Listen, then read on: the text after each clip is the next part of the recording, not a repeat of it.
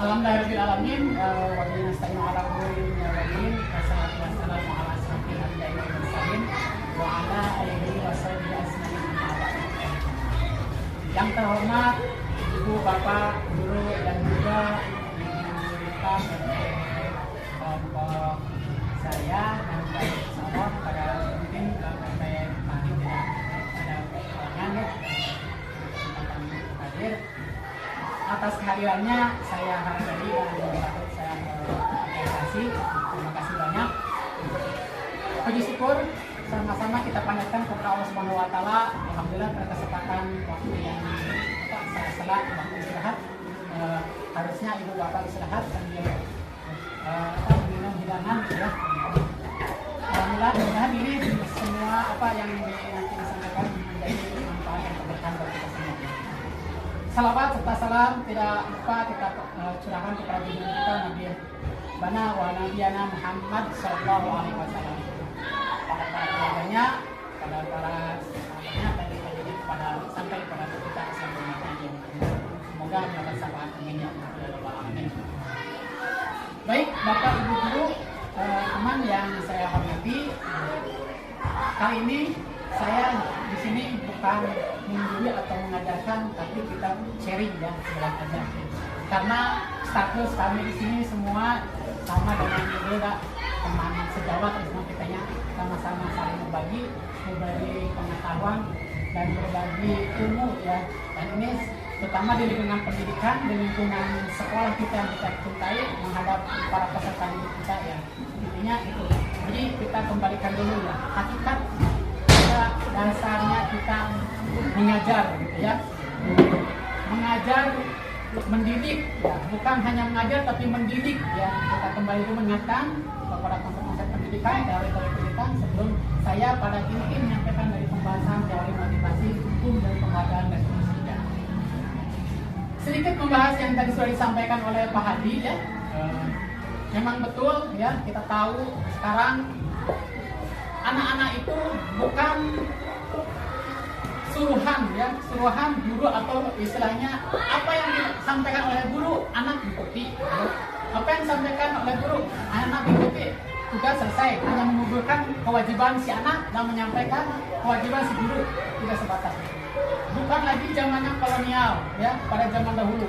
Zaman dulu apalagi kita flashback ke belakang, bagaimana zaman kolonial Belanda itu pendidikan istilahnya secara ini sangat apa ya, diskriminasi ya gitu, jadi terbatas.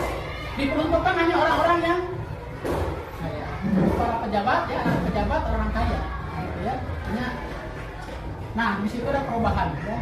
Salah satunya ya tokoh-tokoh pemikiran Pak ya, kayak Gade Bangkara luar biasa ya. Makanya kita kembalikan Pak Menteri juga kembalikan kepada zaman yang konsep prinsip dari pemikiran hadis ya.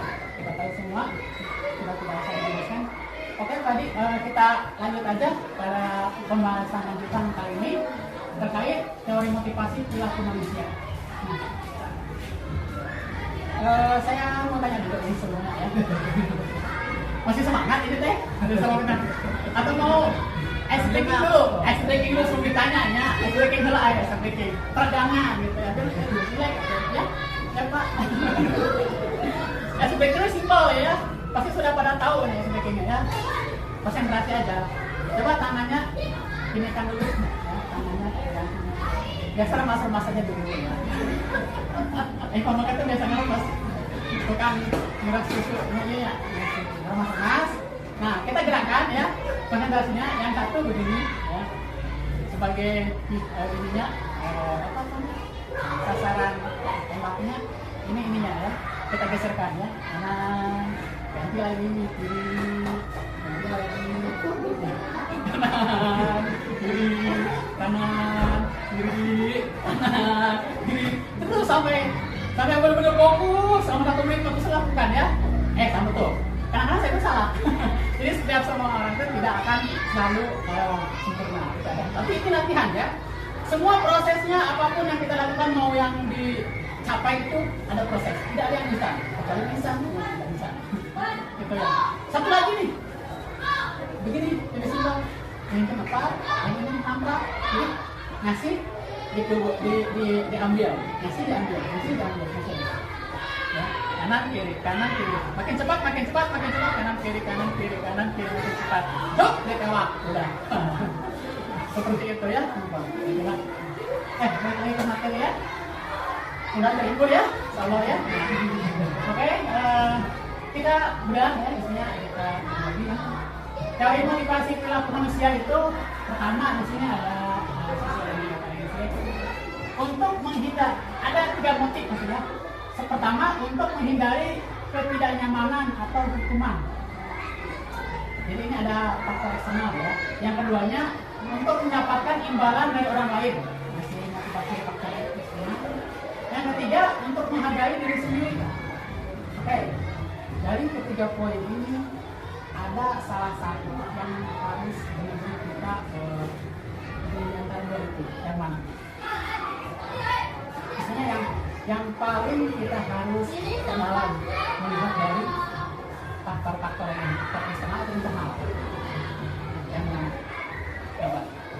Kira-kira internal Pak Darwin, ya. Internal itu sebenarnya ada pendapat lain tidak nih? Apa nggak ada yang di sini sama? Ada yang di luar sana, faktor naon sana? Internal ada 2 anak kita gitu. Atau lain apa alasannya? Kira-kira apa? Mayoritas internal ya. Alasannya? Alasannya kenapa? Ya. Cepat, ya. Terima kasih Bu. Ya. Saya tahu semua ya. Satu bentuk penghargaan, ada yang kita bisa dibahas ya. Nanti hadiahnya mah ya ada dampak positif atau negatifnya di belakang layar. Boleh ya. Kalau misalkan untuk memotivasi positif, seperti itu. Oke, saya setuju, sepakat ya. Faktor internal itu yang paling istilahnya kita prioritaskan ya, secara pribadi saya. Ya. Kenapa? Dilihat dari definisi dari yang dua ya, sama itu, dia seolah-olah kita mengharapkan sesuatu dari orang lain, sementara kita sendiri ya tidak di seolah kalau kita tidak menghargai orang lain gitu. Jadi makanya kita bercermin melihat diri sendiri dulu. Kalau kita ingin menghargai orang lain, baru hargailah menghargailah diri sendiri gitu ya. Gitu ya. Oke, ini Pak. Ini kembali ke dari arti merdeka ya. Bagaimana merdeka itu artinya tidak hanya terletak dari perintah, akan tetapi juga buat menjadikan diri sendiri. Dan kembali ke diri sendiri ya. Karena kita menunjuk juga ke orang lain. 1 ke orang lain, 4-nya ke kita diri sendiri ya. Dari kesalahan ini ya. Jadi itu ya, konsep-konsep seperti ini, pemikiran hal itu harus ditanamkan pada diri kita sendiri, terutama pada diri seorang pemilik kita sebagai guru ya. Jadi sebelum kita memberikan hukuman atau penghargaan ke anak, itu ya otomatis sifatnya maupun positif, apalagi yang negatif, jangan sampai ya kita harus kira-kira banyak enggak ya, menurut kita ya atau menurut yang lain yang baik itu jangan menurut kita sendiri aja ya, sama konsultasikan sama orang ya. Oke, tadi lanjut. Oke, hukuman oleh penghargaan. Nah di sini ada hukuman oleh penghargaan. Artinya apa? Jadi kalau menurut keterangan, penghargaan itu berlaku sama dengan hukuman dalam arti meminta atau membujuk seseorang melakukan sesuatu untuk memenuhi sesuatu tujuan tertentu. Dari orang yang meminta atau membujuk, dorongan itu eksternal dan akan ada faktor ketergantungan. Nah, beberapa dampaknya yang saya akan lihat ya. Contohnya gini, kita analoginya ya, pengaruh jangka pendeknya atau jangka panjangnya. Si anak itu kita kasih sesuatu ya, karena dia sudah mengajarkan kita dengan baik, ya, sesuai dengan arahan yang ikut gitu. kita kasih dulu misalkan kita kasih apa ya, kita kasih apa ya, kasih bingkisan apa ya. Nah di situ kan kalau di depan umum image-nya kan nanti akan ada kecemburuan. Jangan di depan teman-temannya di kelas ya. Oke, misalkan si Budi ini habis pertanyaannya sudah bisa menjawab semua dari 10 pertanyaan, yang lainnya tidak ada yang menjawab, mungkin ada yang salah satu, salah dua ya. Tapi si Budi sendiri yang perasaan dapat penghargaan, dapat bingkisan dari gurunya. Nah pasti salah satu mungkin sama mayoritas siswa yang lain juga ada rasa kecemburuan atau mungkin ada rasa minder. Dalam jangka panjang ini akan berpengaruh tidak baik. Jadi kalau ada mungkin jangka pendek bisa aja, tapi tidak akan bertahan lama. Kan ini dampaknya bagi orang yang diberikan penghargaan itu akan seolah-olah berharapnya ingin diberi imbalan lagi, bukan motivasi dari kesadaran sendiri. Makanya yang paling pertama itu tanamkan penghargaan pada diri sendiri, kepada anak juga pada diri kita sendiri ya. Jadi sampai juga pada anak, penghargaan kita menghargai diri kita sendiri untuk lebih maju ya. Oke, lanjut. Nah, tindakan contoh ini merupakan contoh tindakan dulu, dan ini hukuman atau konsekuensi. Bapak bisa isi nanti di sini ya.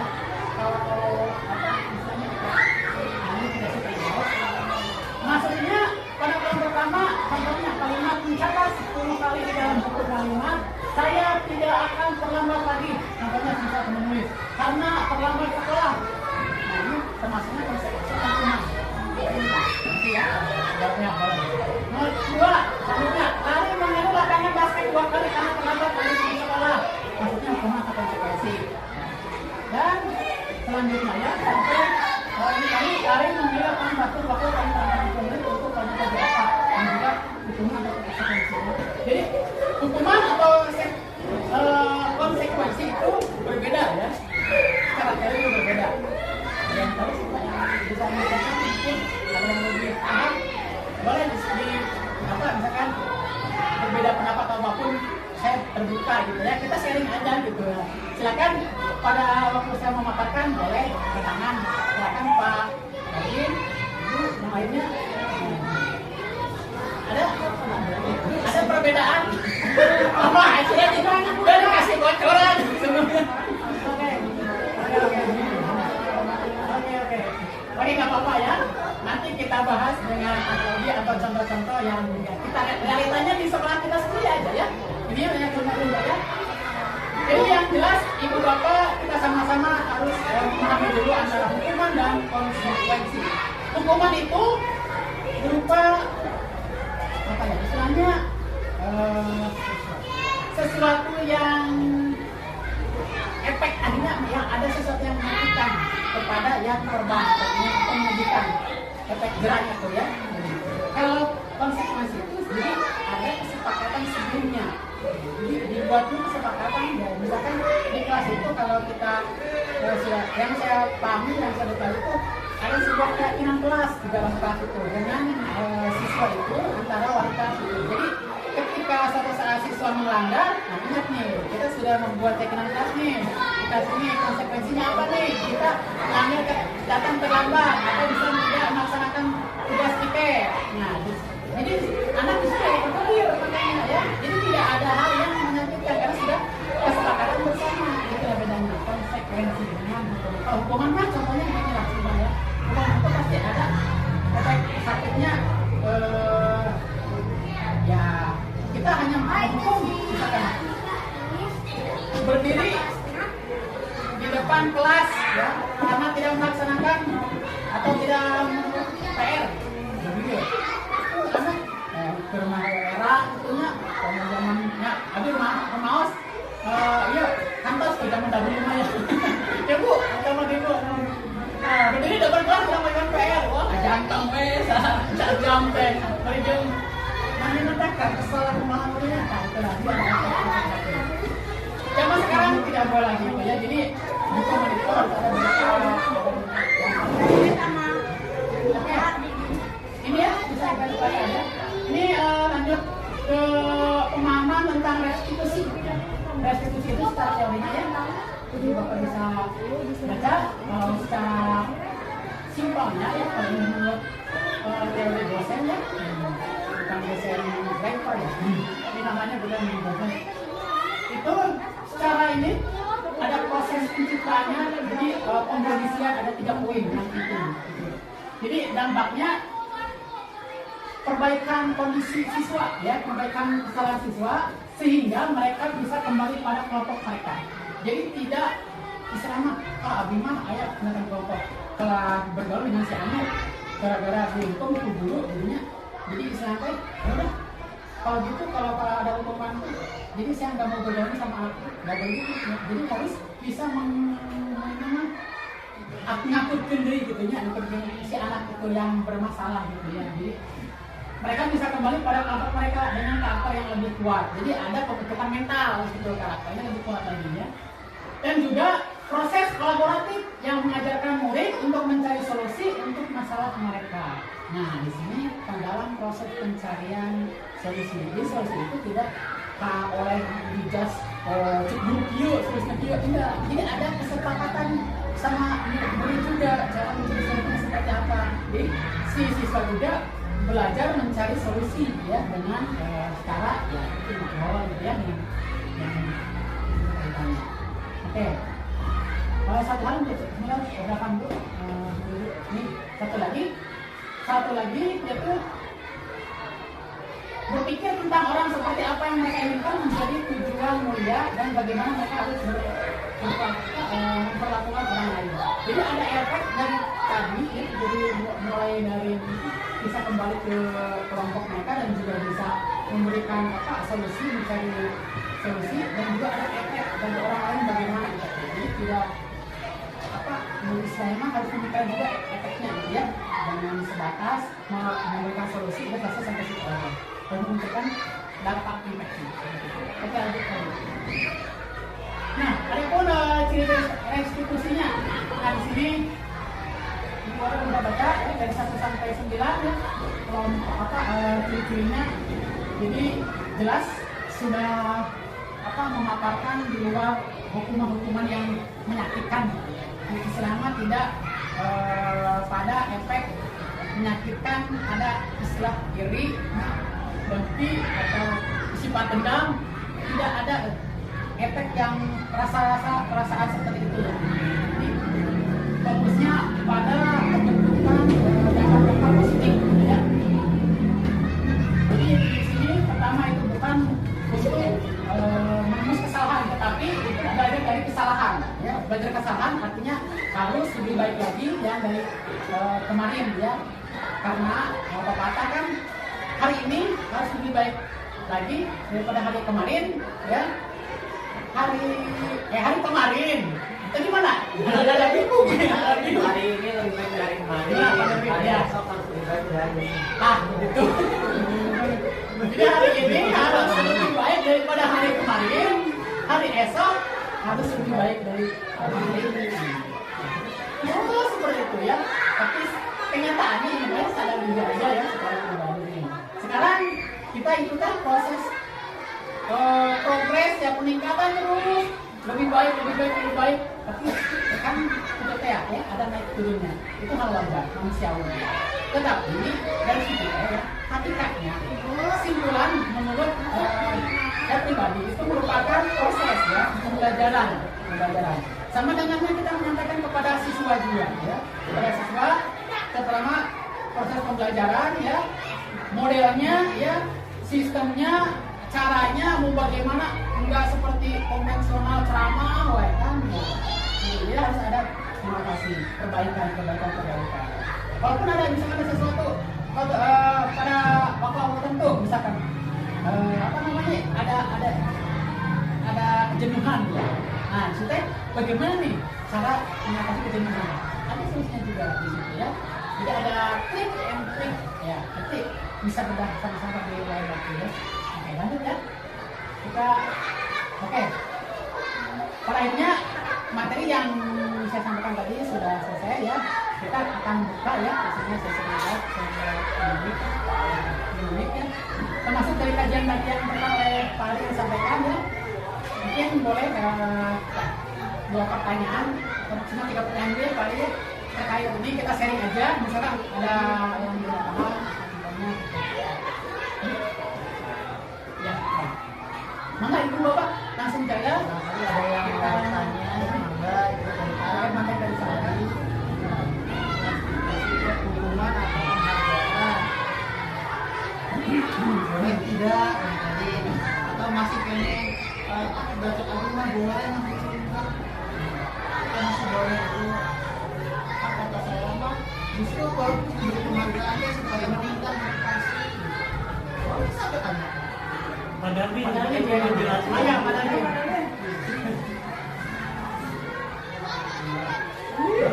Ini yang kurang kali olahraga ya kurang guling lapangan itu. Tertinggal lagi ya pada hari ini ya. Ini Ya silakan Pak. sedikit mungkin yang dengan pertanyaan sebenarnya ini hanya kata pribadi kalau saya terakhir pada dasarnya pemberian ribet dan punishment itu tidak terlepas dari karakteristik siswa itu. Kita salah satu siswa melakukan kesalahan, kita tidak bisa memberikan hukuman. Kita lihat dulu latar belakang itu kenapa saya melakukan itu. Apa kita lihat misalnya seorang siswa terlambat datang, itu tidak akan mungkin tidak bisa mungkin langsung menjatuhkan hukuman waktu itu akan dimulai. Jadi yang kedua kami belakang yang kedua. Begitu juga kalau kita mau memberikan hukuman, kita tidak bisa menyamaratakan bahwa setiap kesalahan itu hukuman itu. Tapi tetap harus telah dulu latar belakang setiap anak itu yang melakukan kesalahan. Begitu juga dalam memberikan reward. Ini kita tidak bisa memberikan reward yang sama. Tidak bisa kita memberikan reward di sisi anak ini kalau masih ada yang kemudian ini si anak yang biasa itu pada suatu saat dia memperoleh reward karena adanya peningkatan nilai dalam satu mata pelajaran. Bisa aja si anak itu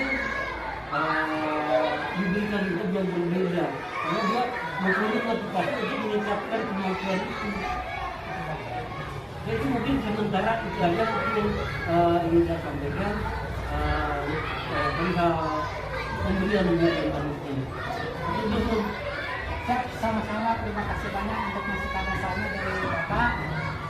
Itu ya betul sekali, setuju, sepakat ya kita semua sepakat ya.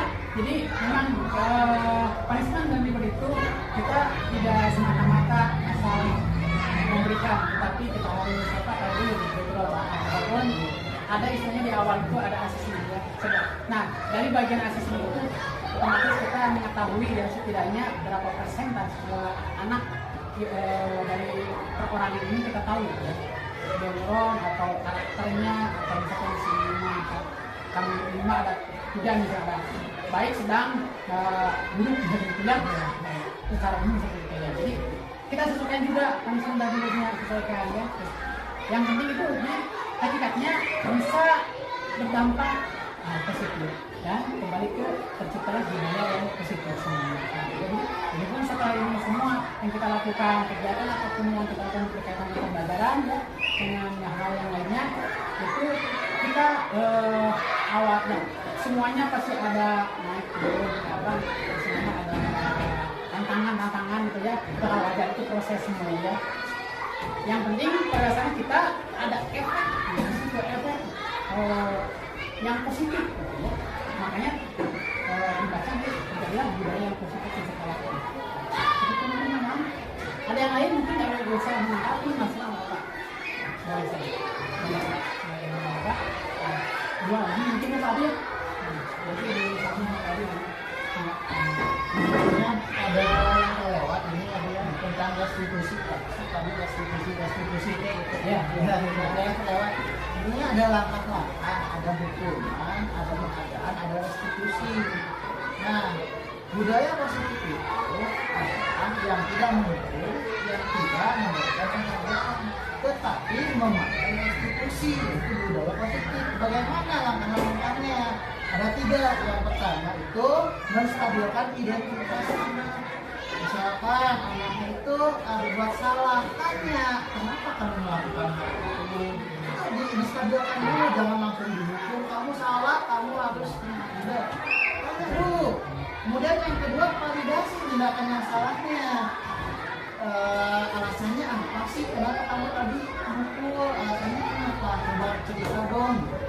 Dan yang ketiga, menanyakan keyakinan. Menurut kamu benar kalau seperti ini? Jadi bukan kita yang menentukan benar atau salahnya, gitu. Tapi anak tersebut disadarkan oleh dirinya sendiri untuk restitusi itu. Itu Mas, itu ada sebuah semacam apa segitiga restitusi ya. Memang kita tidak bisa memberikan hukuman gitu. Jadi ada tahapan-tahapannya. Itu tidak langsung menyakiti si anak ya. Oke, ada lagi sebelum apa Boleh menambahkan sedikit? Oh ya, sama ibu. Enggak, ibu. Bapak Ibu, perkenalkan saya Desa Suradati, PP-nya Pandun. Kemudian saya alhamdulillah bisa datang di aksi nyata sampai tempatnya Pandun. Dari Padulanit, kemudian Padulanit itu secara webinar, secara daring, Pandun secara daring. Yang pertama, alhamdulillah ya Pandun sama Pak itu bisa berkolaborasi. Mungkin titik balik saya tahapan untuk mengadakan aksi nyata satu tempatnya dipenuhi ya, dari awal, tengah, akhirnya ya. Setelah itu yang kedua, untuk mengenai restitusi ini, betul tadi kata Pak Habib, saya menegaskan saja, apabila ada anak yang melakukan kesalahan menurut kita, pokoknya kesiangan, kita harus mengadakan semacam, kalau bahasa kami guru penggerak itu, kita harus jangan pakai kata kenapa dan mengapa. Kenapa kamu kesiangan? Mengapa kamu kesiangan? Karena dua kata itu adalah sudah menjudgment bahwa anak itu salah. Itu yang saya dapatkan waktu saya CGP dan yang harus kita lakukan adalah memakai kata apa yang menyebabkan kamu kesiangan. Jadi dianya biarkan bercerita. Gitu. Kalau kenapa kamu kesiangan? Gak kemana, begini, sudah go, gitu. Tapi apa yang menyebabkan kamu kesiangan? Apa yang menyebabkan kamu apa ya? Nah kalau temennya atau apa gitu ya. Jadi jangan memakai kata kenapa dan mengapa, karena itu sudah menjudgment. Ya, walaupun saya pribadi, apalagi saya mah orang-orang dewasa di SMK udah kebulet nih, gitu ya. Kalau keseharian memang suka naik darah dengan kita kalau dengan usia mereka, ya. Jadi namanya kalau di kami itu coaching sistemnya, sistem coaching itu biarkan anak itu yang bercerita. Jadi jangan saya juga sekarang lagi belajar juga tidak memakai kata kenapa dan mengapa. Apa yang menyebabkan kamu kesiangan? Apa yang menyebabkan kamu malas belajar? Jadi mereka bercerita aja. Udah saya kalau apa yang menyebabkan kamu begini? Bukan berasa gitu. Nah itu mungkin salah satu pengalaman saya.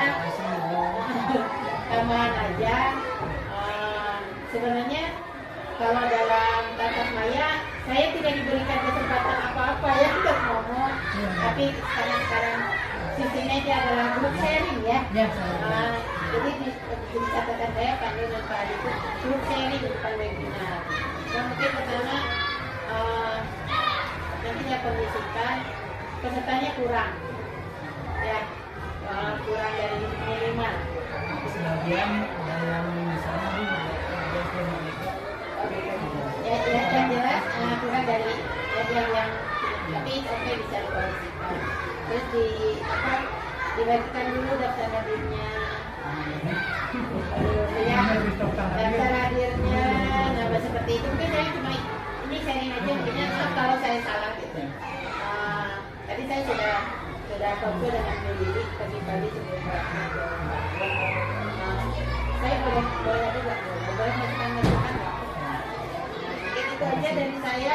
Ya, tanam pagi kapun kan diri. Kira aduh kira mau nyawanan. Mungkin itu aja kalau untuk restitusi. Ya, terima kasih banyak Ibu, sangat bermanfaat yang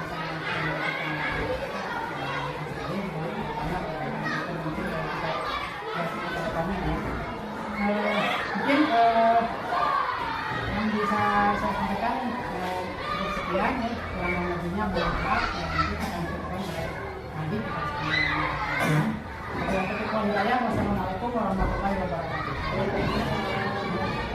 Baik Ibu, tampaknya cukup menarik ya kalau kita membahas tentang pendidikan di dunia sekolah gitu, karena kita juga sebagai pendidik. Tapi tampaknya waktu juga yang menutup perjumpaan kita hari ini, bukan ya kamu. Mudah-mudahan nanti di lain waktu kita bisa melanjutkan pembahasan atau sharing tentang